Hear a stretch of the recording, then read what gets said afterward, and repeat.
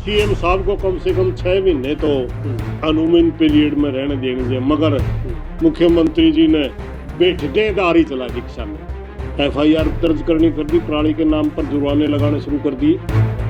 जब भी कोई पत्रकार आप जैसा भूपेंद्र सिंह उठाता है, बात करे चौधरी साहब क्या कहना चाहो, कांग्रेस आ रही है बीजेपी जा रही है, आप कहते क्यों? जब कांग्रेस का शासन था उस समय प्रति व्यक्ति निवेश में हरियाणा नंबर 1 था, खेल खिलाड़ी में नंबर 1 था, कानून व्यवस्था अच्छी थी। अगर उस समय इतना अच्छा राज था तो मेरे भाई 15 MLA क्यों आए थे? बीजेपी चाहती थी वही काम उड़ा कर रहा था, तो हमारे यहाँ नहीं समझ में आ रही भाई बीजेपी के इशारा में कर रहा था या खुद का उसकी बुद्धि भी रिस्टोरी थी।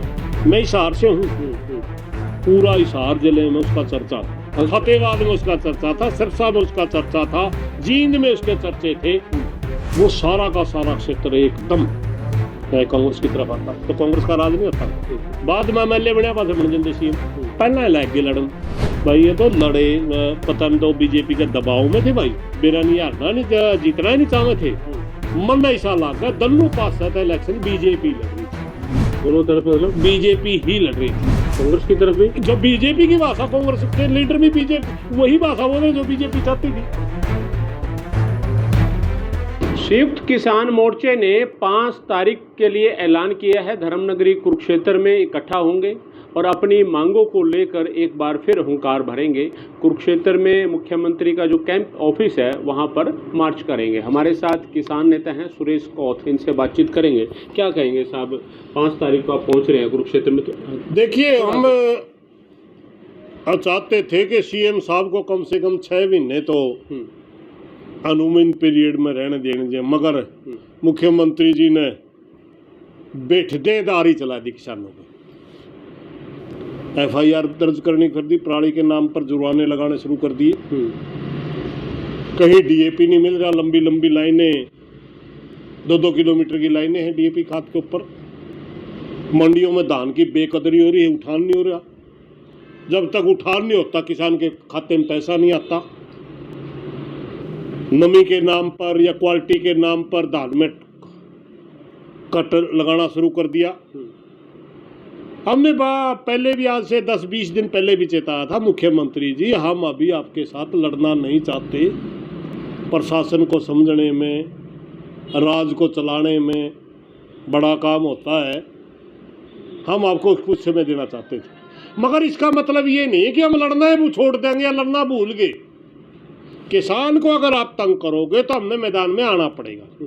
इसलिए हम इन मांगों को लेकर के 5 तारीख को जींद के अंदर हमारी 26 को मीटिंग हुई थी, उसमें तय हुआ था कि 5 तारीख को CM सिटी कुरुक्षेत्र के अंदर अब एक पार्क है, उसमें इकट्ठा होकर के कैंप ऑफिस CM तक जाएंगे, उनको याद दिलाने के लिए कि हम आपका मुंह तोड़ जवाब दे सकते हैं, आप हमारे ऊपर ज्यादती नहीं करेंगे और हम सहन भी नहीं करेंगे। इसलिए हम चाहते हैं, हरियाणा सरकार से फिलहाल भी प्रार्थना कर रहा हूँ कि 5 तारीख से पहले DAP का पूरा प्रबंध हो जाना चाहिए। पराली का हमें जवाब मिलना चाहिए कि आप, क्योंकि पराली का प्रबंधन का दोषी सरकार है, हम नहीं है। सरकार, हमारा सरकार के साथ समझौता हुआ था 6-7 साल पहले, याद कर ले, उन्हें मनोहर लाल खट्टर जी के साथ हुआ था। उन्होंने हमारे को हरियाणा के किसानों को बुलाया था, मैं उस मीटिंग में हाजिर था।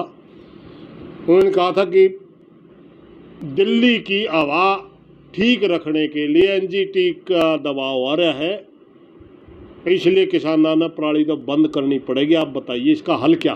तो हमने ये बताया था इसका हल मुख्यमंत्री जी ये है, या तो 5,000 रुपये प्रति एकड़ किसान को सीधा दे दो आप, वो उसका प्रबंध खुद करेगा, उठा के ले जाएगा, कहीं कुछ भी करेगा, या मैं बावागा कई बार भाड़ में, या आप हमारे को मशीन उपलब्ध कराओ, क्योंकि ये जो मशीनें हैं पराली प्रबंधन की काफ़ी महंगी हैं। 2-2, 3-3 किले की जोत घट चुकी है हरियाणा की। 2-3 किले वाले किसान का बस की बात नहीं, 35-40 लाख रुपए की मशीनरी को इकट्ठा करना। अब एक ब्लॉक में 2-2, 3-3 मशीनें दे रखी हैं। पूरा हिसार जिले में 24 मशीनें हैं, 8 ब्लॉक हैं। क्या संभव है 24 मशीनें पूरे हिसार की पराली का प्रबंध कर देंगे? करने के लिए तो ये चीज़ें और आंकड़े भी गलत दे रहे हैं। आज अखबार में छप रहा है 1,80,000 पता नहीं कितनी मशीनें हैं हरियाणा के पास। कुरुक्षेत्र में 7,000 बता रहे हैं मशीनें। आपने देखी कहीं कुरुक्षेत्र में गांव कितने हैं? कितने गांव हो भाई कुरुक्षेत्र में? आपने 400 गांव है और 7,000 मशीनें एक गांव के साथ कितनी आई? एक गांव के साथ कितनी आई? कहीं गांव में है? झूठ का भी कोई अंत होता है यार भाई, इतनी झूठ बोल दो। ये झूठ भी इसलिए बोल रहे हैं, मैं बताऊंगा आपने। सेंट्रल गवर्नमेंट ने वह प्रदूषण रोकने के लिए पराली प्रबंधन के नाम पर मोटा रुपया दे रखा है। अच्छा। हम सरकार से मांग करते हैं, ये बताइए आपके पास कितना रुपया और उनकी आपने कितनी मशीनें बांटी? अब वो रुपया तो खागी सरकार और जुर्माने किसानों पे। दोषी तो सरकार है ना, तो सरकार किसानों में जुर्माने किस लिए डाल रही है?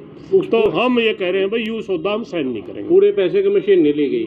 नहीं जी नहीं, पराली प्रबंधन का जो पैसा है वो उसका पराली प्रबंधन पर लगाया ही नहीं गया। पता नहीं कहाँ किस्मत में फेंक दिया वो पैसा। उसका तो अगर उसका सारे पैसे का यूज होता तो किसान की तो जरूरत ही नहीं। किसान की तो पराली बेके पैसा आमदनी होती उसको तो मजबूरी बस किसान का जब खेत खाली नहीं होता ना उसके पास संसाधन होता तब मजबूरी बस किसान ने पराली फूकनी पड़े। कोई शौक नहीं है। हमने इस बात का ही पता है कि भूमि के अंदर उपजाऊ जमीन रखने के लिए कीटाणु होते हैं जो जमीन में ऑक्सीजन बनाए रखते हैं। जो हम जो पराली का नायक लावा तो वो कीटाणु मरते हैं, हमारी जमीन को नुकसान होता है। ये सच्चाई है इस बात का, मगर मजबूरी है हमारी तो जावा खड़ा। अगर बोआ नहीं तो बालक के खाओगे, अगर हमारे दाने नहीं हो तो बालक के खाओगे। मारे तो उन्हें कौन देख कर आज हमारे कौन बालका ने पढ़ा होगा। ये पराली का मसला हो गया। डीएपी के बारे में क्या बता? डीएपी की बहुत लंबी लंबी लाइनें लग रही पूरे हरियाणा के अंदर। देखिए सरकार का कुप्रबंधन है, हर साल का ये सरकार का कुप्रबंधन है। पहले केंद्रीय पुल को लिख करके देना होता है कि हमारे यहाँ इतने एकड़ गेहूं बेचेगी, हमने इतने खाद के कट्टे डीएपी की जरूरत पड़ेगी, ये पहले लिख के देना था। मौके पर तो ये जातिवाद फैलाने पे बिजी थे ना, हरियाणा में लड़वाने में बिजी थे मौके पे। तो उस मौके तो इन्हें टाइम नहीं था। ठीक है उस मौका कामयाब तो हो गए, लेकिन आपकी सरकार भी आ गई। अब लोगों ने गेहूं बोने तो दे दो। अब हमारी मांग है 5 तारीख से पहले हरियाणा में सारा रैंक लगने चाहिए, वरना मजबूरी वो सब न कड़ा फैसला लेना पड़ेगा। फिर बाद में आप कहोगे इन्हें तो लड़ने का शौक है, इन्हें तो संघर्ष का शौक है, इन्हें तो नारे लाने हैं। जरूरत नहीं भाई, हम 5 माह इन्हें कहते हो सारा हरियाणा में डीएपी की रैंक लग रहे हैं, सारा दान उठ लिया आपका ना पराली के ऊपर कोई पर्चा दर्ज होगा और आप भोग यूं हम उल्टे चले जाएंगे। इसलिए सारे के सारे जिन मुद्दों को पर हम इकट्ठे हो रहे हैं इनके दोषी सरकार है। किसान को प्रताड़ित ना करे। ये सच्चाई कि किसान ने आपकी वोट नहीं दिया मगर उसका बदला नहीं ले सकते आप। अब सरकार जो बनी है बीजेपी की, आप कई बार बोल चुके हैं कि कांग्रेस की सरकार आती सारे मामले अगर उठाती, कहीं ना कहीं चूक हुई है कांग्रेस पर, कांग्रेस नेतृत्व पर। कांग्रेस हमने इलेक्शन लड़ दी देखी तो किसने लड़ा? कांग्रेस के बड़े नेता हमने पूरे इलेक्शन में वो भाषा बोलते देखे जो भाषा बीजेपी चाहती थी। विपक्ष का हमेशा काम क्या होता है? पक्ष की कमजोरियों को जनता के बीच में पहुंचाना, उनके सारे सवालों का जवाब देना। ठीक है। हमने लोकसभा के इलेक्शन तय मेरे शक हो गया था ये मामला के। लोकसभा का इलेक्शन जब आया देश के अंदर अचानक किसान और मजदूर एकदम इसके बीजेपी के खिलाफ खड़ा हो गया, क्योंकि बीजेपी संविधान के खिलाफ काम कर रही थी। दोनों फोर्स किसान और मजदूर जब मिले देखे तो बीजेपी घबरा गई। तब इन्होंने अपना बचाव के लिए ये जब बिछड़ जाकर दो एक चीज करा कर चाहे तो दंगे करवा देंगे, जातिवाद का या धर्म का रोड़ा करवा दे, नहीं इनने कांग्रेस दिखा है कांग्रेस में तोड़ लो। तब ये चाहते थे कांग्रेस में फूट होगा, कौन को बड़ा नेता होगा। वो किरण चौधरी उसकी छोरी की टिकट कटवा दी, वह बच गई। कांग्रेस का भारी नुकसान हुआ, 4 सीट हार गई बड़े। दूसरा मैं आपने बताऊं, चौधरी भूपेंद्र सिंह हुड्डा नेतृत्व करे थे कांग्रेस की कैंपेन का।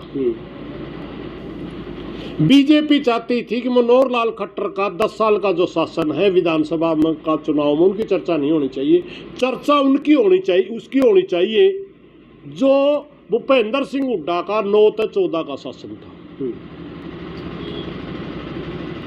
वहां जब भी कोई पत्रकार आप जैसा भूपेंद्र सिंह हुड्डा तय बात करे, चौधरी साहब क्या कहना चाहो, वो कांग्रेस आ रही है बीजेपी जा रही है, आप कहते क्यों? जब कांग्रेस का शासन था उस समय प्रति व्यक्ति निवेश में हरियाणा नंबर 1 था, खेल खिलाड़ी में नंबर 1 था, कानून व्यवस्था अच्छी थी। अगर उस समय इतना अच्छा राज था तो मेरे भाई 15 MLA क्यों आए थे? वो सच्चाई जो थी नहीं, वो बीजेपी चाहती थी कि वो 5 साल का शासन जनता को याद आए। तो उस बात से खफा थे कुछ? उस बात से रोहतक जिले के चारों तरफ जो जो डिस्ट्रिक्ट थे सारे खपा उस बात से। बीजेपी भी वहीं आई। बीजेपी इस लफ्ज को जानती थी। उन्होंने इस मुद्दे का हाईलाइट करवाया, कांग्रेस के राज की बजाय उड्डा राज करके सारा सोनीपत, जींद, भिवानी, दादरी, गुड़गांव आ गया। अब उन लोगों ने जाकर पूछिए अब क्यों आ रहे, उनने सारी बातें सारी बता देंगे क्यों आई। वो जनता कांग्रेस का राज तो चाहती थी मगर हुड्डा राज नहीं चाहती थी। तो हुड्डा की वजह से आप मानते हैं हारे? तीसरा, जो खिलाफ का बीजेपी चाहती थी, जो खिलाफ का वोट है बीजेपी के खिलाफ का, उसका बंटवारा हो, वो इकट्ठा ना हो। भूपेंद्र सिंह हुड्डा ने किसी को समझौता ही नहीं होने दिया, वो वोट भी मिट गया। तो दोषी कौन होया भाई? जो बीजेपी चाहती थी वही काम हुड्डा कर रहा था। तो हमारे यहाँ नहीं समझ में आ रही भाई बीजेपी के इशारे में कर रहा था या खुद का उसकी बुद्धि भी रेस्टोरी थी। ये भी तो आप पत्रकार हो, ज्यादा जानकार हो, तो हमें जानो, हमने नहीं, मेरा मामला तो सीधी सी बात लग गए भाई, हमारे तो यह समझे में नहीं आ रही। हमें तो सारा किसान समाज नहीं ला रहा था, उसको सेनापति बना के भाई बीजेपी ने बजावांगे उसका शासन आ जाएगा। और यू बनता पहले आपने एक बात बताऊं, जो ये इलेक्शन घूमना शुरू हुआ था, वैसे तो लोकसभा में डेंट लग गया था, पहली मनसा इनकी पूरी हो गई थी, कांग्रेस का बड़ा नेता तोड़ के लगी। दूसरा, जो मजदूर का वोट था, खासकर अपना रविदासी भाई, चमार भाई का यहाँ पे, वो वोट अचानक संविधान बचाने के नाम पे सारा का सारा हिंदुस्तान में कांग्रेस का चला गया। हरियाणा में वोट मोटा वोट बैंक था, उसके ऊपर बीजेपी की पूरी नजर थी भाई ये कैसे वापिस आ। उनने सारे तजर्बे कर लिए थे, कहीं से भी उनको क्लू नहीं मिल रहा था। तब बीजेपी चाहती थी कोई बड़े नेता की, चमारा का कोई बड़ा नेता हो, उसके खिलाफ या तो टिप्पणी करी जावे या उसको ऐसे दिखाया जाओ भाई नीचा दिखा दिया इसको, तब इस मुद्दे को हवा देकर तमिल के वोट ले दियो। शैलजा के खिलाफ टिप्पणी करी गई, उसको बुनाया फिर बीजेपी ने। भूपेंद्र सिंह हुड्डा ने 70 MLA की टिकट बांट ली थी, 2 टिकटों पे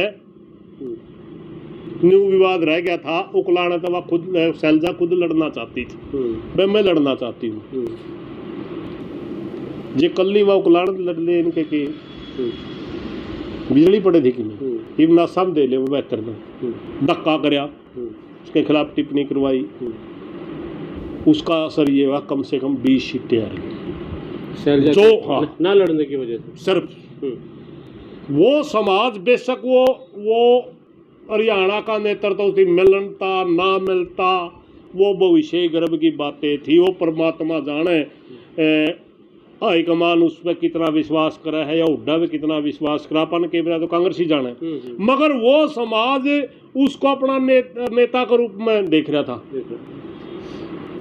मैं हिसार से हूँ, पूरा हिसार जिले में उसका चर्चा था, समझ गया? तो फतेहाबाद में उसका चर्चा था, सिरसा में उसका चर्चा था, जींद में उसके चर्चे थे। वो सारा का सारा क्षेत्र एकदम कांग्रेस की तरफ आता, तो कांग्रेस का राज नहीं होता। बाद में MLA बनया पास बन जाते CM, पहले लग गए लड़न भाई, ये तो लड़े पता नहीं तो बीजेपी के दबाव में थे भाई, मेरा नहीं हारना नहीं जीतना ही नहीं चाहते थे। मन ऐसा लगा दोनों पास था इलेक्शन बीजेपी लड़ रही थी, दोनों तरफ मतलब बीजेपी ही लड़ रही थी। कांग्रेस की तरफ भी। जो बीजेपी की भाषा, कांग्रेस के लीडर भी बीजेपी वही भाषा बोल रहे जो बीजेपी चाहती थी। तो फिर कांग्रेस कहाँ चुनाव लड़ रही थी, बताओ तो सही। शैलजा का आपने जिक्र करा, तो शैलजा नेतृत्व ढंग से कर सकती है कांग्रेस? नहीं, मैं इस विषय में नहीं जाना चाहता। मैं शैलजा कर सकती है, रणदीप कर सकता है या हुड्डा कर सकता है, वो तो कांग्रेसियों का काम है। मैं तो आपको नहीं बताऊँ आ रहे क्या कहीं, समझ गया। वो तो उनने देखनी है काबिलियत, अपन थोड़ी मेरे कहीं तो थोड़ी बन जाएगी। लेकिन सच्चाई यह है, या तो वो जब इंटरव्यू दे करके न्यू कह रही थी मेरा भी जी रहे मुख्यमंत्री, या तो उस दिन रोक देनी चाहिए थी। रोक देते, हाईकमान का क्या काम हुआ। अगर वो इच्छा जाहिर कर रही है और उसका इंटरव्यू चल रहा है और वो उसका बड़ा हाईकमान फिर भी भाई ये सम्मानित नेता है, प्रोजेक्ट करती ना एक जब उस समाज में मैसेज चला गया कि पूरे समाज में मैसेज चला गया भाई शैलजा को तवज्जो मिल रही है, मैसेज हाईकमान ने दिलवाया। दूसरी तरफ हुड्डा का मैसेज भी हाईकमान ने दिलवाया, उसको टिकटों में फ्री फेयर करके भाई ये सीएम बन सकता है। दोनों, या तो दोनों को पैरेलल रखना चाहिए था। फिर एक को अप डाउन करोगे तो दूसरे समाज की भावना हाथ होंगी। ये जाहिर सी बात है, 5-6% वोटा का नुकसान हो गया, 20-22 MLA हार गए। वरना आज कांग्रेस का शासन होता, बीजेपी का शासन कहाँ था। बीजेपी सिर्फ प्लान पे जीतती है, बीजेपी अब की बार जनता के उससे नहीं जीत रही। लास्ट क्वेश्चन, 5 तारीख को कौन कौन से संगठन आ रहे हैं? संयुक्त मोर्चा के अंदर 16 संगठन हरियाणा में, वो सारे सारे तो ज्ञापन देंगे या धरना किस तरह? पहली बार तो हम पार्क में इकट्ठा होकर के कैंपस ऑफिस तक जाएंगे, कोशिश करेंगे कि वहाँ कोई सरकार से बात हो, देखते हैं फिर क्या होता है। वो तो मौके पे निर्णय लेने होते हैं कुछ तो संयुक्त किसान मोर्चा 5 तारीख को कुरुक्षेत्र में मुख्यमंत्री के आवास पर अपनी बात रखने के लिए पहुंच रहा है और उसकी तैयारी एक तरह से चल रही है। आप हमारी जो बातचीत सुरेश कोत के साथ सुन रहे थे, हमारी इस रिपोर्ट पर अपने कमेंट करें, ज़्यादा से ज़्यादा शेयर करें। Randeep road, Punjab Kesari TV, Kurukshetra. हमसे जुड़े रहने के लिए हमारे YouTube चैनल को सब्सक्राइब करें और नई वीडियो की नोटिफिकेशन के लिए बेल आइकॉन को दबाएं। अगर आप ये वीडियो Facebook पर देख रहे हैं तो लाइक जरूर करें और ज्यादा से ज्यादा शेयर करें। धन्यवाद।